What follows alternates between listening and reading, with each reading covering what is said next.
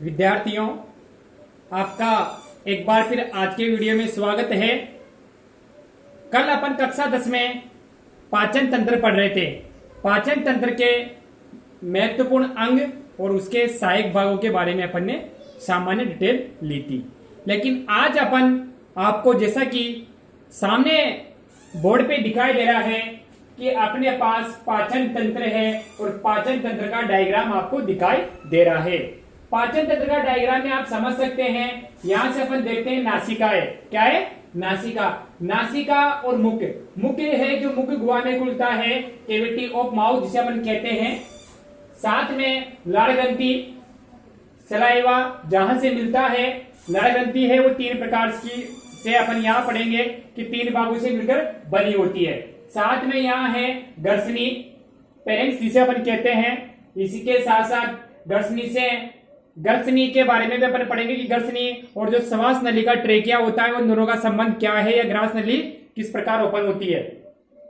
इसी प्रकार आगे की ओर अपन बढ़ते हैं तो अग्नाशय से, आमाशय से, साथ में यकृत ग्रंथि। यकृत ग्रंथि पालियों में बटी होती है और यकृत ग्रंथि के अंतर्गत जो पाया जाने वाला अन्य भाग है जो पित्ताशय होता है, इसकी डिटेल भी अपन यहाँ पढ़ेंगे। आगे अगर अपन देखते हैं, इसके बाद जो यहाँ से अग्नाशय ग्रंथि है और यहाँ से छोटी आंत होती है।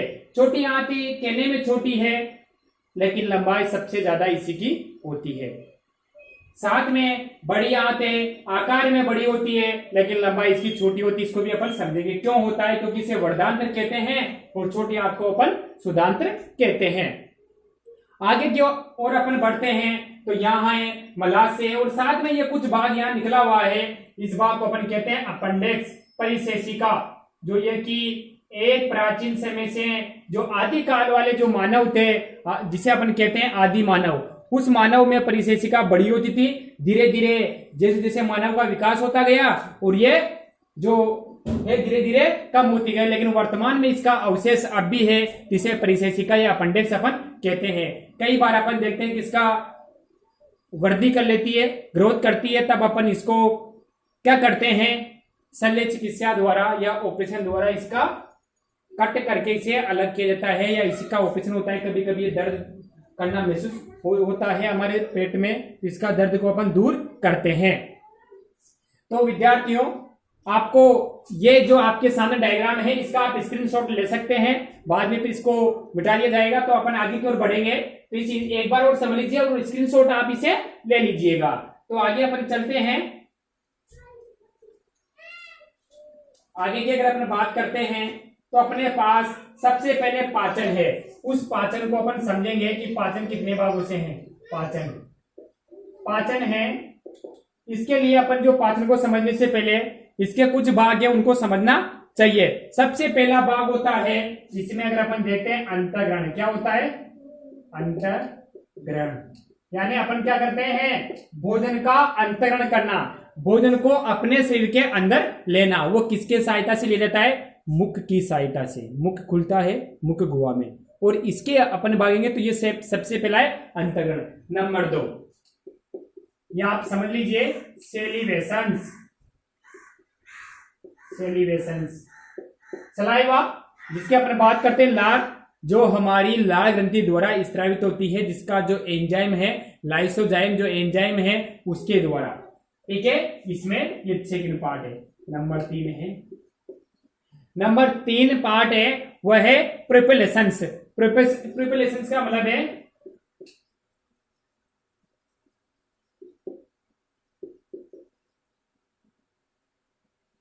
ये है प्रोपेलेशंस। ये इसका मतलब है जो आर नाल होती है, उस आर नाल में भोजन का आगे की ओर बढ़ना। ग्रास नली में भोजन किस प्रकार आगे बढ़ता है, लसलसा और आमाशय में पहुंचता है, वहां पर किस रूप में जाकर पहुंचता है। यहां से क्वेश्चन होता है बोलस के रूप में। लसलसा भोजन आर नाल में जाकर जब पहुंचता है तो उसे अपन बोलस क्यों कहते हैं, इस चीज को भी आपको समझना है। नंबर 4 है, यहां अपन देखते हैं पहुंचने के बाद प्रारंभ होती है पाचन क्रिया, डाइजेशन यानी पाचन की क्रिया प्रारंभ होना। पाचन के बाद फिफ्थ वाला जो भाग है फिफ्थ भाग को भी आपको समझना जरूरी है। इसमें यहां होती है सर्वांगीकरण की क्रिया। पाचन होने के बाद क्या होगा? सर्वांगीकरण की क्रिया, यानी भोजन का अवशोषण अपन कह सकते हैं, अवशोषण, सॉरी सर्वांगीकरण होगा। सर्वांगीकरण के बाद ये 7वां पॉइंट है अवशोषण। अवशोषण अवशोषण होगा, यानी जब पहले भोजन को सर्वांगीकरण की क्रिया होगी, क्रिया होने के पश्चात उसका अवशोषण अपन जिसे कहते हैं। अवशोषण के साथ साथ फिर अपन देखते हैं यहां से नंबर 7 है परित्याग, इजेक्शन। क्या होता है? इसे इजेक्शन कर देना, परित्याग करना, ये चीज अपन यहाँ समझेंगे। तो आप इन पॉइंटों को एक बार स्क्रीनशॉट मार लीजिएगा जिससे कि आपको ये समझ में आए। अंतरण करना है, उसके बाद में जो भोजन का अंतरण हुआ है मुख में लार द्वारा सलाइवा मिलाया जाता है जिससे भोजन लसलसा होता है। और साथ में एक चीज को अपन नोट करना है, जो यहाँ अंतरण है, अंतरण होने के पश्चात भोजन का सबसे पहले पाचन की क्रिया अगर कहाँ प्रारंभ होती है तो वह कहाँ होती है? मुख में। मुख में पाचन होता है। और किसका होता है? स्टार्च का। किसका होता है?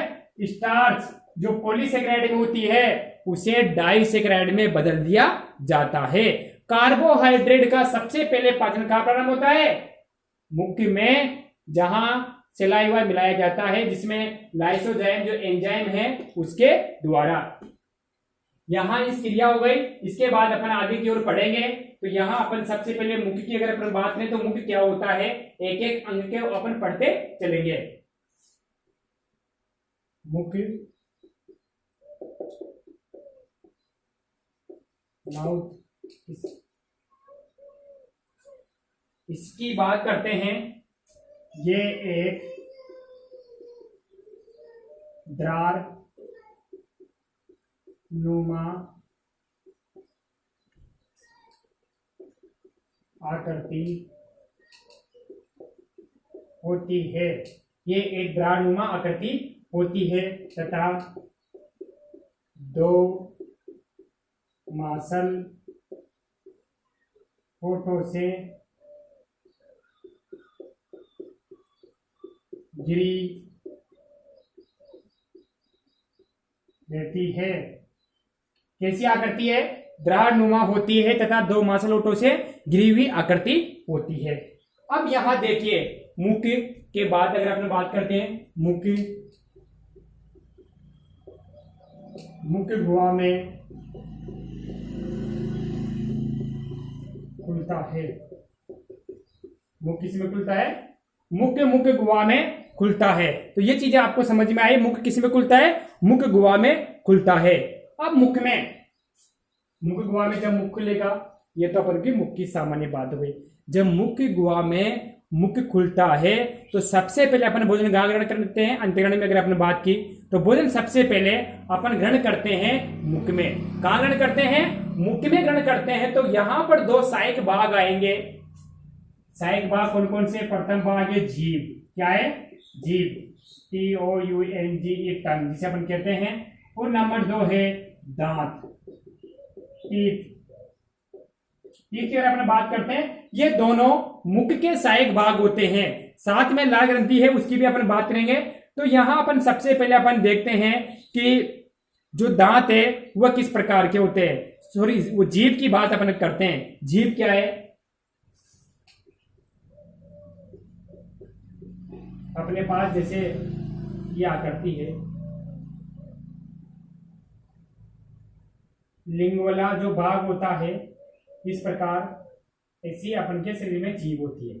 इस जीभ में अगर अपन देखते हैं तो यहां पर 1, 2, 3 और 4 भाग होते हैं, फर्स्ट, सेकंड, थर्ड। और इसमें ये अपन सामान्य तौर पर जो डॉक्टर होता है वो कभी आपको ये नहीं बताएगा, या होता भी नहीं है, लेकिन अपन मानते हैं उस चीज को कि जीभ के अलग अलग भागों से अलग अलग स्वाद आपको आता है। इन भागों को अपन समझने से पहले देखते हैं।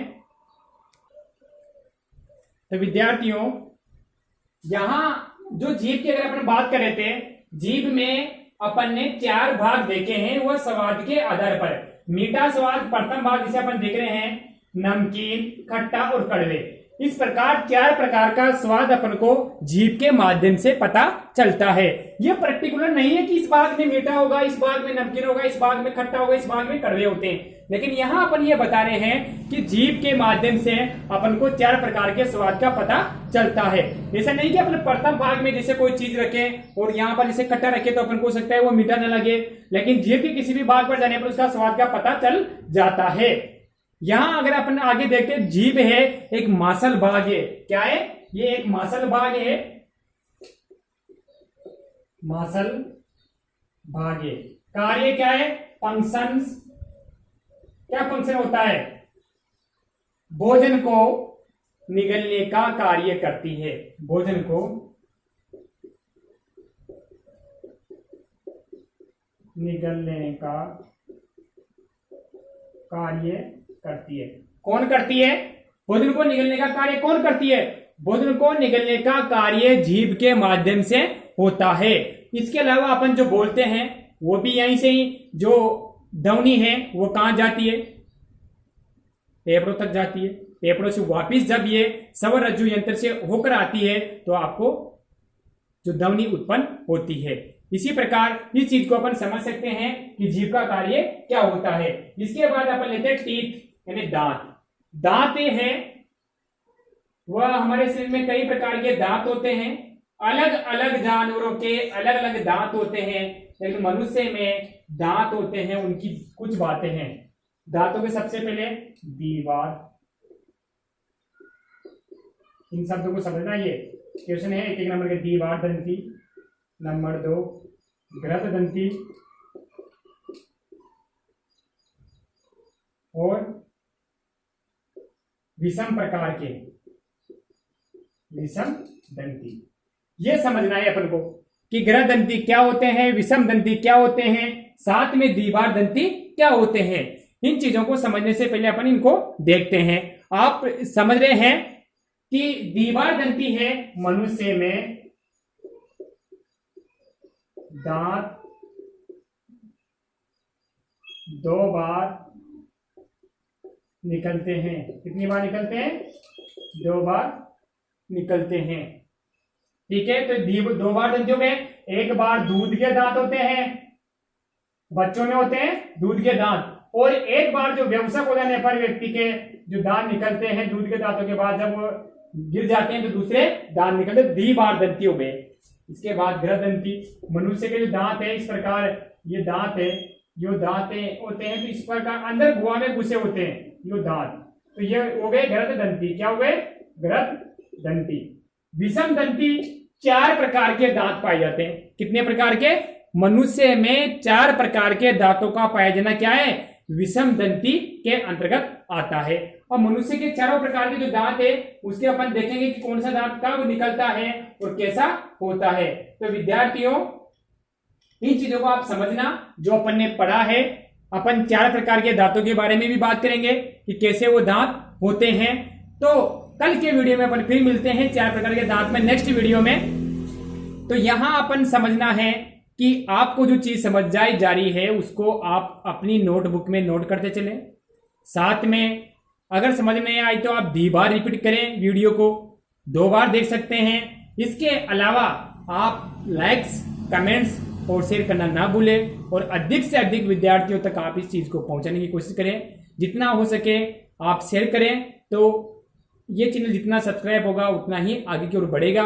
तो उनको रोज अगर सब्सक्राइब नहीं करोगे तो आपको कैसे मालूम चलेगा कि नेक्स्ट वीडियो के आप लोग कैसे मिलेगा? क्योंकि सब्सक्राइब करोगे तभी तो आपके इनबॉक्स में मैसेज आएगा कि नया वीडियो आपको मिला है। इसलिए चैनल को सब्सक्राइब भी जरूर करें। Thank you.